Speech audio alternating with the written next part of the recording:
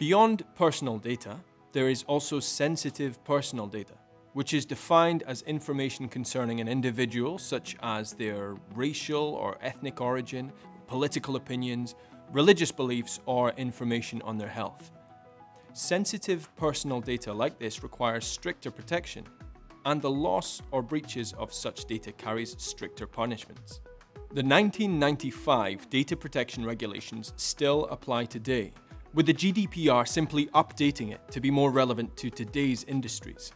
It establishes that personal data must be processed in a manner which is fair and lawful, used only for the manner in which it was intended to be used, processed in a manner which is adequate, relevant and not excessive, accurate and kept up to date, not kept for longer than its intended purpose, processed in accordance with the rights of the people the data is about, protected by technical and organizational security measures, and not transferred to third countries outside the EU which do not guarantee an adequate measure of data protection. But because a lot has changed since 1995, GDPR expands the definition of personal data to include an individual's genetic data, biometric data, location data, and online identifiers. Online identifiers is the information given online or in an app, like heart rate on a health tracker app, or information posted by you on a social media platform. On top of that, GDPR introduces a new category of data called pseudonymous data.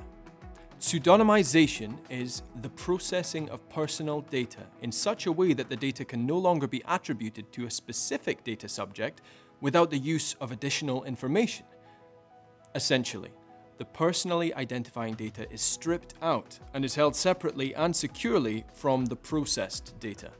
GDPR also imposes stricter requirements regarding privacy policies, data breaches, consent, and data about children. Although GDPR is in law already, it's not enforceable until the 25th of May 2018. It's best to get started sooner rather than later. Should someone raise an issue with your data protection standards or wider approach to policy, members of the public can raise their concerns with the Information Commissioner's Office, or ICO. The ICO will work with you constructively to resolve the issue.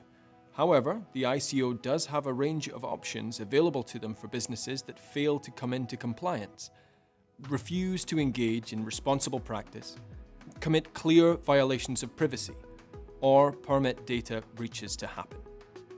These options include advisory warnings, formal reprimands, which are public, orders to suspend activities, and in extreme circumstances, penalty fines, which can be a measurable percentage of a business's global annual turnover.